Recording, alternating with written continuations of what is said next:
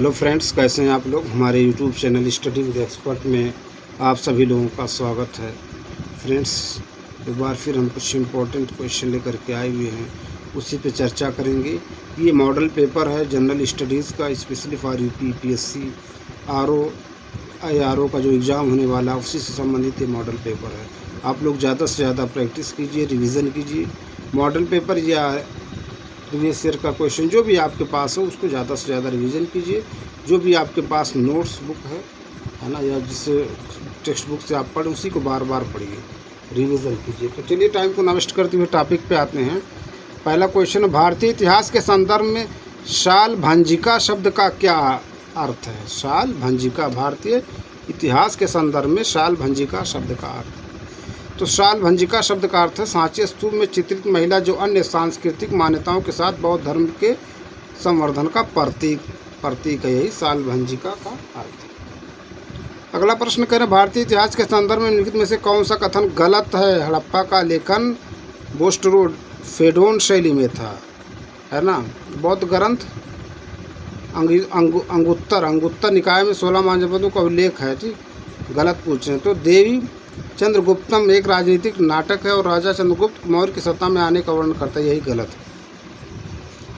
अगला प्रश्न कह रहे हैं, संगम युग के बारे में निम्नलिखित में से कौन सा कथन गलत है। फोकस कीजिए, गलत कह रहे हैं कि सही कह रहे हैं, है ना। एग्जामिनेशन हॉल में अगर आप थोड़ा सा माइंड डाइवर्ट हुआ तो क्वेश्चन गलत हो जाएगा। कह रहे हैं भारतीय इतिहास के संदर्भ में निम्नलिखित से कौन सा कथन गलत है, तो ये वाला। ठीक, अगला प्रश्न, संगम युग के बारे में निम्नलिखित में से कौन सा कथन गलत है। फिर कह रहे हैं गलत। उत्तर भारत की तुलना में महिलाओं की स्थिति बेहतर थी और बाल विवाह और सती प्रथा का अभाव था। यही है ना, गलत है कथन। कथन और कारण है अभिकथन और कारण। कह रहे हैं अभिकथन है मास्की शिलालेख में देवानाम पियदस्सी को स्पष्ट रूप से एक हिंदू शासक के रूप में वर्णित किया गया है। कारण है रुम्मिन देई स्तंभ शिलालेख अशोक के लुम्बिनी की यात्रा और शाही कर को एक 8वें हिस्से तक कम करने के बारे में बताता है। ठीक, तो ये अभिकथन, ये कारण है। अब आते हैं इसके ऑप्शन पे। कह रहे हैं उपरोक्त के संदर्भ में से कौन सा सही है। उपरोक्त के संदर्भ में कौन सा सही कह रहे हैं, तो ए गलत है, आर सत्य है। ये गलत, आर सत्य। अगला क्वेश्चन कह रहे हैं मौर्य और गुप्त प्रशासन के बारे में लिखित कथनों पर विचार करें, है ना। तो मौर्य प्रशासन केंद्रीकृत था, जबकि गुप्त प्रशासन में कुछ हद तक केंद्रीकृत शासन की दिवाकित को देखने को मिलती है। दूसरा पॉइंट, गुप्तों के पास उनके प्रशासन की जटिलताओं के कारण मौर्यों की तुलना में बड़ी नौकरशाही थी। तीसरा पॉइंट था मौर्य नौकरशाही के विपरीत गुप्त नौकरशाही की प्रकृति वंशानुगत थी। ऊपर दिए गए कथनों में से कौन सा ऐसे सही है या है, तो पहला और तीसरा सही। अगला प्रश्न कह रहे हैं बहमनी साम्राज्य के संदर्भ में से कौन सा कथन सबसे कम उपयुक्त, सबसे कम। तो महमूद गवान के शासन में राज्य अपने चरम पर पहुंच गया। यही सबसे कम उपयुक्त है। ठीक, अगले प्रश्न पे आते हैं, मध्यकालीन भारतीय इतिहास के संदर्भ में खोखर शब्द का क्या अर्थ है। खोखर आधुनिक पंजाब के पास के क्षेत्र में रहने वाली एक विशेष जनजाति है जिसे खोखर कहते हैं, आधुनिक पंजाब के पास। अगले प्रश्न पे चलते हैं।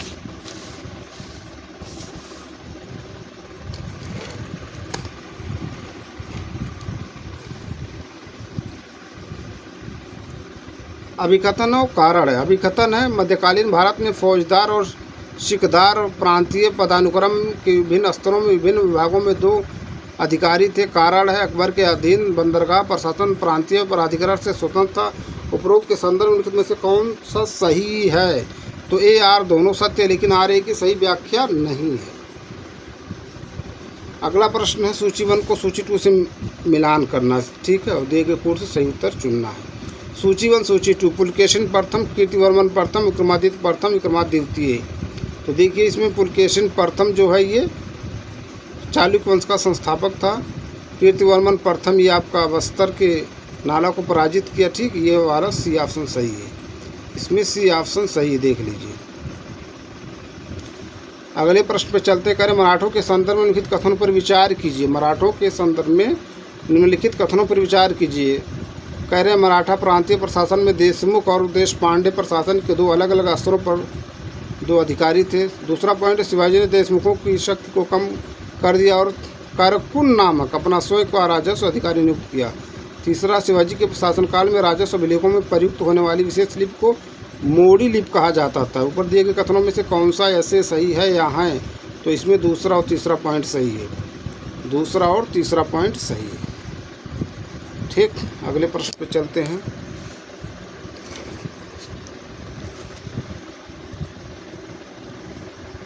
कह रहे असम का क्षेत्र आधिकारिक तौर पर पहली बार बंगाल से कब अलग किया गया था? दक्कन दंगों की अवधि के आसपास। दक्कन दंगों की अवधि के आसपास अलग किया गया था। अगला प्रश्न कह रहे भारतीय राष्ट्रीय कांग्रेस की उत्पत्ति पर सुरक्षा वाल्व सिद्धांत मुख्य में से किसके द्वारा लिखित ए ह्यूम की जीवनी से उत्पन्न हुआ? Sir William Wedderburn. Sir William Wedderburn की। ठीक है, अगला प्रश्न है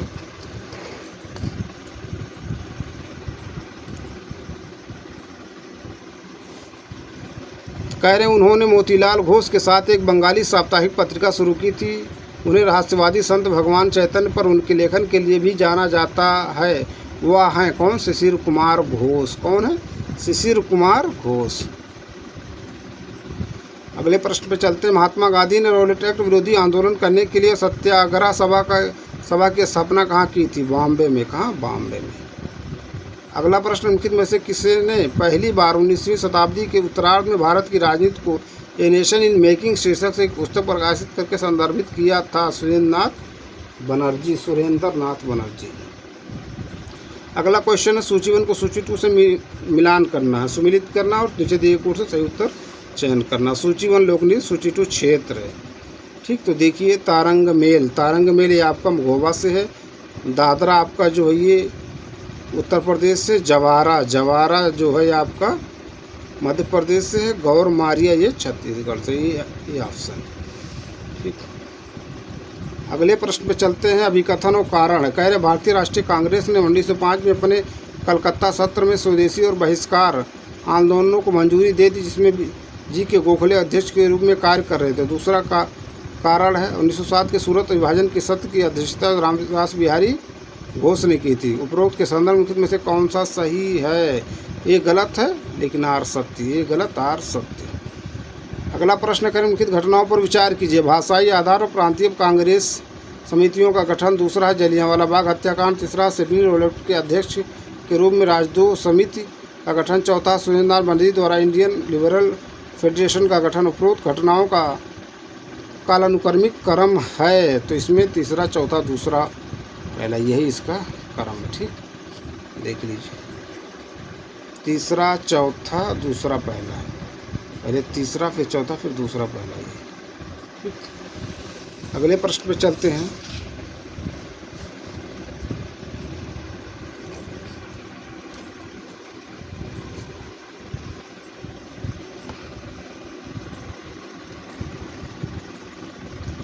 कह रहे निम्नलिखित घटनाओं पर विचार करें। पहला पॉइंट, ब्रिटिश संसद को भारत से अपना पहला सदस्य मिलता है। दूसरा, भारतीय सिविल सेवा परीक्षा देने की अधिकतम आयु 21 वर्ष से घटाकर 19 वर्ष की गई। तीसरा, भारत सरकार के विधि सदस्य एल्बर्ट ने प्रशासनिक सेवा के स्थानीय अधिकारियों को अधिक अधिकार क्षेत्र प्रदान करने के लिए विधेयक पेश किया। चौथा, अंग्रेजों ने इस आशय का एक विधेयक पारित करके लड़कियों की शादी के लिए न्यूनतम आयु 10 वर्ष से 12 वर्ष बढ़ाकर 12 वर्ष कर दी। निम्नलिखित में से कौन सा उपरोक्त घटनाओं का सही कालानुक्रम है? तो दूसरा, तीसरा, चौथा, पहला, ये इसका कालानुक्रम। अगले प्रश्न पर चलते हैं।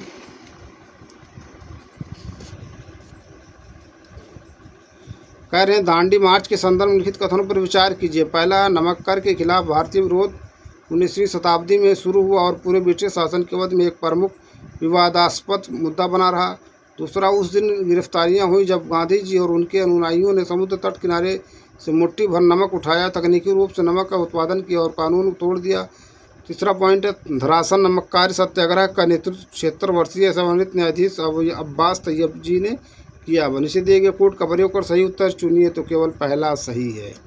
केवल पहला सही है। अगले पॉइंट पर चलते हैं। कह रहे भारत में दर्रों के संबंध में निम्नलिखित में से कौन सा कथन सबसे उपयुक्त है? तो देखिए, कह रहे हैं जवाहर सुरंग को बनिहाल दर्रे के नाम से भी जाना जाता है। सबसे उपयुक्त यही है। ठीक, और बाकी जो ऑप्शन उसको देखिए। अगला प्रश्न कह रहे हैं भारत में हीट वेव के संदर्भ में से कौन सा कथन सही नहीं है? हीट वेव के संदर्भ में भारत में अधिकांश हीट वेव प्रायद्वीपीय क्षेत्र में विशेष रूप से पश्चिमी घाटों के प्रति पवन साइड पर बनती हैं, यही सही नहीं। और बाकी देखिए, सामान्य तौर पर हीट वेव को किसी विशेष क्षेत्र के सामान्य अधिकतम तापमान के संदर्भ में परिभाषित किया। तीसरा, उत्तरी भारत में पश्चिमी विक्षोभ का प्रभाव मध्य भारत में हीट वेव की घटना को प्रभावित कर सकता है। तीसरा है, हीट वेव कई दिनों तक, कभी कभी तो सप्ताहों तक भी चल सकती है, ये वाला सही नहीं है, बी ऑप्शन। अगले क्वेश्चन पे चलते हैं।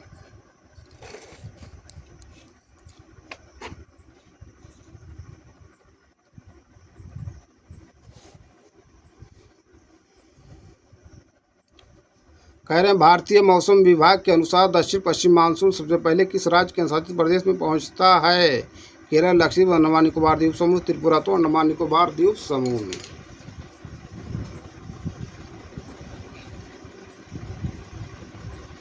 अगला प्रश्न, भारत के द्वीपों के संबंध में निम्नलिखित में से कौन सा कथन सबसे उपयुक्त है? लक्षद्वीप का पूरा द्वीप 12 डिग्री चैनल के नीचे स्थित है। दूसरा, दक्कन पैसे स्वराज द्वीप और शहीद द्वीप के बीच स्थित है। तीसरा, अगत्ती द्वीप राजधानी कवरत्ती से उत्तर में स्थित है। अंडमान की सबसे ऊंची चोटी सेजल पीक दक्षिण अंडमान में स्थित है। सबसे उपयुक्त बी ऑप्शन, सी ऑप्शन। अगले प्रश्न पर चलते हैं। कह रहे हैं, आप गल्फ स्टैक और स्टंप कहाँ पाएंगे? अंडमान निकोबार द्वीप समूह के तटों के पास।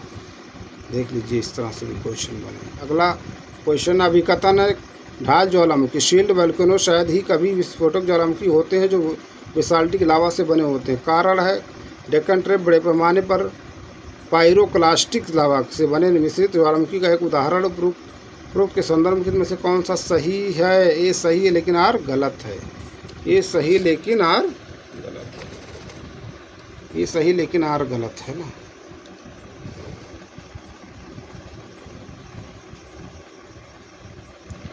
अगले क्वेश्चन पे चलते हैं।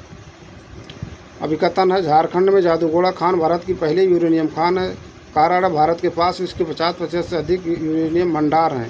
उपरोक्त के संदर्भ में से कौन सा सही है? ये सत्य है लेकिन आर गलत। ये सही लेकिन आर गलत। अगला क्वेश्चन, निम्नलिखित कथनों पर विचार करें। पहला, सेंट्रल हाईलैंड्स की सभी नदियां विंध्य और सतपुड़ा पर्वतमाला से निकलती हैं। दूसरा, मालवा पठार और शिलांग पठार के बीच मालदा भ्रंश विद्यमान है।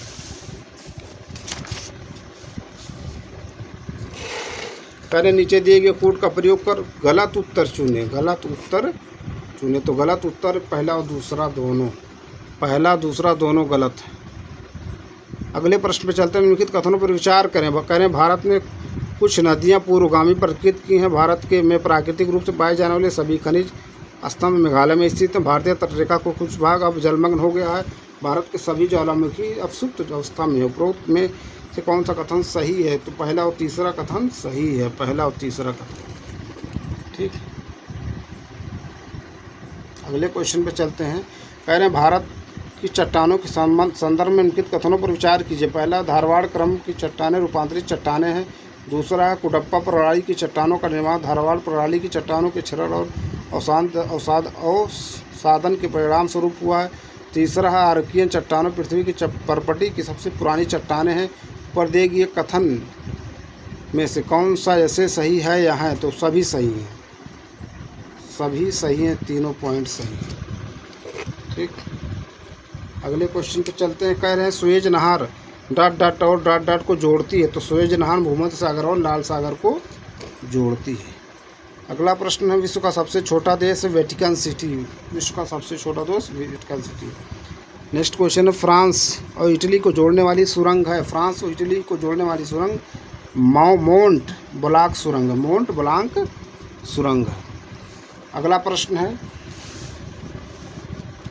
कह रहे हैं, दो विषुव क्रमशः किन महीनों में आते हैं? मार्च और सितंबर। दो विषुव क्रमशः मार्च और सितंबर में आते हैं। अगले प्रश्न पर चलते हैं। निम्नलिखित कथनों पर विचार कीजिए। भारत एक उष्णकटिबंधीय देश होने के कारण प्रचुर मात्रा में सौर ऊर्जा से उत्पन्न है। दूसरा, लगभग 50,000 ट्रिलियन किलोवाट आवर प्रतिवर्ष सौर ऊर्जा भारत में भूमि क्षेत्र आपतित होती है। तीसरा, भारत विश्व का दूसरा सबसे बड़ा सौर ऊर्जा उत्पादक देश। उपरोक्त में से कितने कथन सही हैं? तो केवल एक कथन सही है। कौन सही इसमें पता नहीं। देखो, इस तरह से क्वेश्चन पूछे जा रहे हैं, अलग कुछ हटके क्वेश्चन बन रहा है। ठीक है। अगले प्रश्न पर चलते करें सूची 1 को सूची 2 से सुमेलित कीजिए और नीचे दिए गए कोड से सही उत्तर का चयन कीजिए, है ना। सूची 1 महासागरीय खाइयाँ और सूची 2 क्षेत्र है। Mariana trench, Puerto Rico trench, Java trench, Eurasian basin. तो यूरेशियन बेसिन जो है आपका कहाँ होना चाहिए?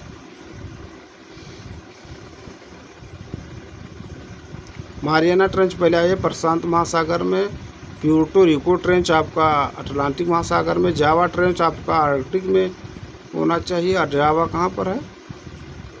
हिंद महासागर में। यूरेशियन बेसिन आर्कटिक महासागर। तो इसमें ए ऑप्शन इज राइट। अगला प्रश्न अभिकथन कारण।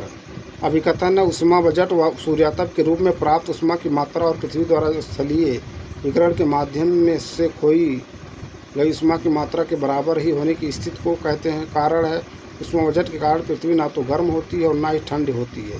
उपरोक्त के संदर्भ में से कौन सा सही है? तो ए आर दोनों सही है, लेकिन आर ए की सही व्याख्या नहीं करता, बी ऑप्शन। अगले प्रश्न में चलते हैं। निम्नलिखित पर विचार कीजिए। कह रहे ट्रांसफर वेस्टलैंड्स कन्वेंशन के अंतर्गत विश्व के विभिन्न देशों ने अजरबैजान के रामसर शहर में विश्व की आर्द्रभूमियों के संरक्षण एक संधि पर हस्ताक्षर किए थे। दूसरा विश्व आर्द्रभूमि दिवस प्रतिवर्ष 22 अप्रैल को मनाया जाता है। गलत। भारत का सबसे बड़ा रामसर स्थल पुलिकट झील, जिसका क्षेत्रफल इतना हेक्टेयर है। उपरोक्त में से कितने कथन सही हैं? तो कोई भी नहीं सही। कह रहे कोई भी नहीं सही है। ठीक, अगले प्रश्न पे चलते हैं। देख रहे हैं इस तरह से क्वेश्चन बन रहे हैं। रसातल मैदानों अभिसल प्लेन्स के बारे में लिखित कथनों पर विचार करें। पहला, ये स्थलीय निक्षेपों के कारण सपाट और चिकने होते हैं। दूसरा है यह समुद्र तल का वह भाग है जहाँ बहु धात्विक पिंड पाए जा सकते हैं। तीसरा, वे मोटे दाने वाले तलछट से ढके होते हैं। खैर ऊपर दिए गए कथनों में से कौन सा ऐसे सही है? यहाँ है तो केवल 1 और 2 सही है। अगले प्रश्न पे चलते हैं।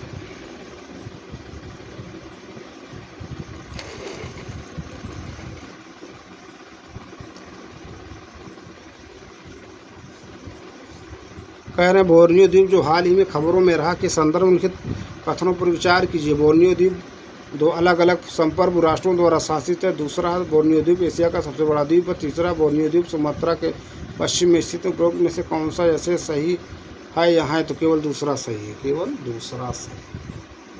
अगले प्रश्न पर चलते हैं। भारत में नागरिकता के नियमन के संबंध में निम्नलिखित में से कौन सा कथन सही है? भारत में नागरिकता के नियमन के संबंध में कानून बनाने का अधिकार केवल संसद को है, यही सही है। ठीक, अगले क्वेश्चन पे चलते हैं।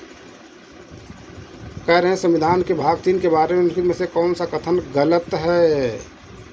तो अनुच्छेद 29 के तहत अल्पसंख्यकों के हितों की सुरक्षा केवल अल्पसंख्यकों तक ही सीमित नहीं है और इसमें समाज के बहुसंख्यक वर्ग भी शामिल है।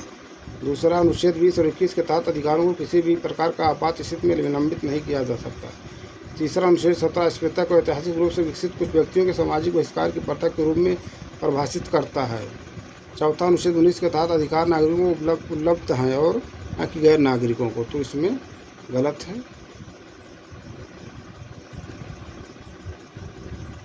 तीसरा सी पॉइंट। अगले क्वेश्चन पे चलते हैं। कह रहे हैं इनके कथनों पर विचार करें।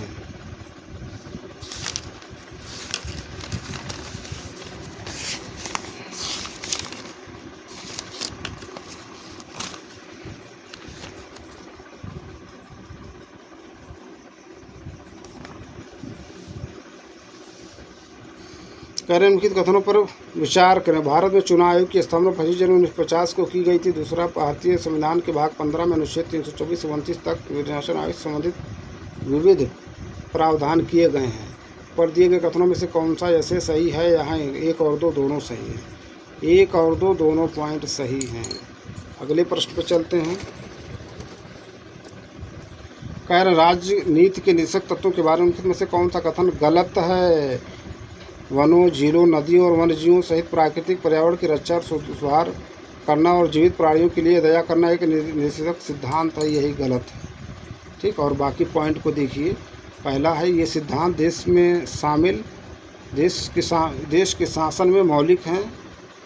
दूसरा ये। तीसरा, अनुच्छेद 43 के तहत अनुच्छेद 43 के अनुसार राज्य के उद्योग के या अन्य प्रकार के सभी कर्मकारों को काम निर्वाह, मजदूरी, विशिष्ट जीवन स्तर और अवकाश का संपूर्ण उपभोग सुनिश्चित करने वाली काम की दशाएं तथा सामाजिक और सांस्कृतिक अवसरों को प्राप्त करने का प्रयास करेगा। देखिए डी ऑप्शन क्या है। डी ऑप्शन था अनुच्छेद 50 के अनुसार राज्य की लोक सेवाओं में न्यायपालिका को कार्यपालिका से पृथक करने के लिए राज्य कदम उठाएगा। अगले प्रश्न पर चलते हैं। कह रहे हैं भारतीय संसद प्रणाली के बारे में से कौन सा कथन सही है। तो मंत्रिपरिषद द्वारा दी गई सलाह राष्ट्रपति पर बाध्यकारी होती है, यही सही है। ठीक, अगला प्रश्न है, शायद पहले नहीं था, 44वें संविधान संशोधन द्वारा शायद हो गया क्या, देख लीजिए डीपली। 42वें संविधान संशोधन में क्या था, 44वें में क्या हो गया। अगला प्रश्न, संसद के दोनों सदनों की संयुक्त बैठक के बारे में से कौन सा कथन गलत है। संयुक्त बैठक का गठन करने के लिए गणपूर्ति दोनों सदनों के सदस्यों की कुल संख्या के 15वां भाग ये वाला गलत है, 15वां के 10वां फोरम के लिए, और बाकी पॉइंट को देखिए। अगला प्रश्न, ग्राम न्यायालयों के संबंध में निम्नलिखित में से कौन सा कथन सबसे उपयुक्त है। तो ग्राम न्यायालय प्राकृतिक न्याय के सिद्धांतों और उच्च न्यायालय द्वारा बनाए गए नियमों द्वारा शासित होते हैं, सबसे उपयुक्त यही है, डी ऑप्शन। अगले क्वेश्चन पे चलते हैं।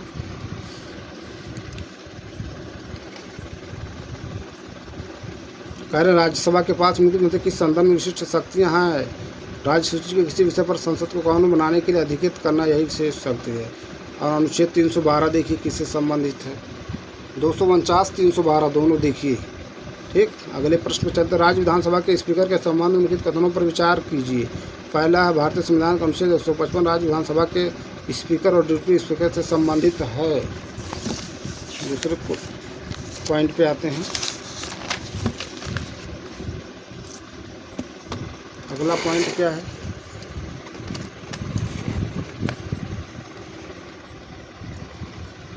अगला पॉइंट कह रहे हैं सदन के स्पीकर सदन की कार्रवाई के प्रभारी और कमान होते हैं। उपरोक्त कथनों में से कौन सा ऐसे सही है, यहाँ केवल दूसरा। अगला क्वेश्चन कह रहे हैं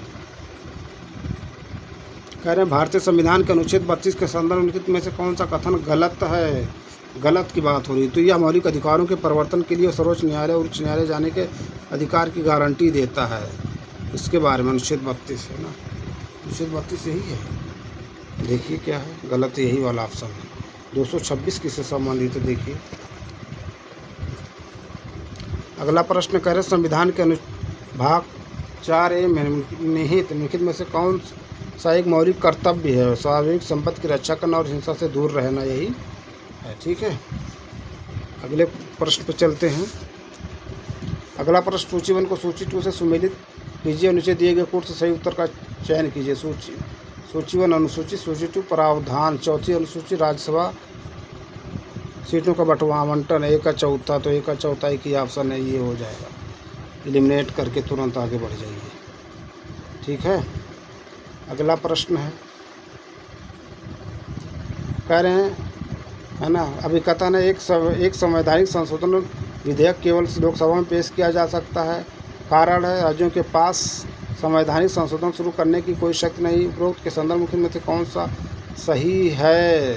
तो इसमें देखिए ए गलत है, आर सही है। ए गलत है, आर सही है ना, ए गलत, आर सही।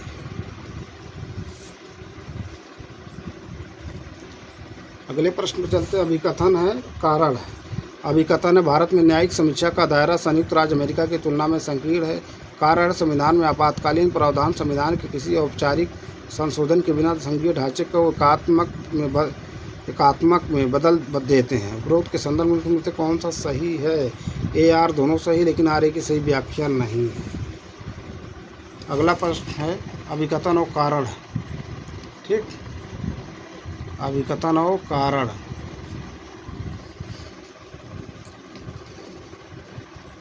अभिकथन है जहां भारत का सर्वोच्च न्यायालय अपने अपीलीय क्षेत्राधिकार के तहत संवैधानिक सिविल और आपराधिक मामलों को कवर करता वहीं अमेरिका का सर्वोच्च न्यायालय केवल संवैधानिक मामलों तक ही सीमित है। कारण है भारत विधि द्वारा स्थापित प्रक्रिया का पालन करता है, जबकि अमेरिका विधि की प्रक्रिया का पालन करता है। उपरोक्त संदर्भ में से कौन सा सही है। ए आर दोनों सही, लेकिन आर ए की सही व्याख्या नहीं है। ठीक, अगले प्रश्न पर चलते हैं।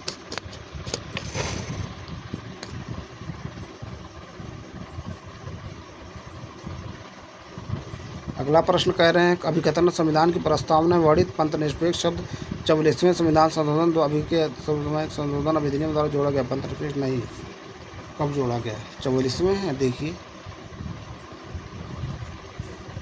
कारण संविधान का अनुच्छेद 15, 16 और 44 भारत में पंथ निरपेक्षता को बढ़ावा देता है। उपरोक्त के संदर्भ में कौन सा सही है? ये गलत है, लेकिन आर सही। ये वाला ऑप्शन गलत है। ठीक है। अगला प्रश्न कह रहे संविधान सभा द्वारा निष्पादित निम्नलिखित कार्यों को कालानुक्रम में व्यवस्थित करें। राष्ट्रीय ध्वज को अपनाना, संविधान सभा के अध्यक्ष के रूप में डॉक्टर राजेंद्र प्रसाद का चुनाव, उद्देश्य प्रस्ताव को अपनाना, राष्ट्रमंडल में भारत की सदस्यता का अनुसमर्थन। तो कह रहे नीचे दिए गए कोड का प्रयोग कर सही उत्तर चुनिए। तो इसमें सही उत्तर है दूसरा, तीसरा, पहला, चौथा। ठीक। तो फ्रेंड्स इस वीडियो को भी यहीं पर एंड करते हैं। हम अपने अगले वीडियो में फिर कुछ नए प्रश्न, नए टॉपिक के साथ आप लोगों से मिलेंगे। आप लोग ज़्यादा से ज़्यादा हमारे YouTube channel study with expert को लाइक कीजिए, शेयर कीजिए, सब्सक्राइब कीजिए। Thank you.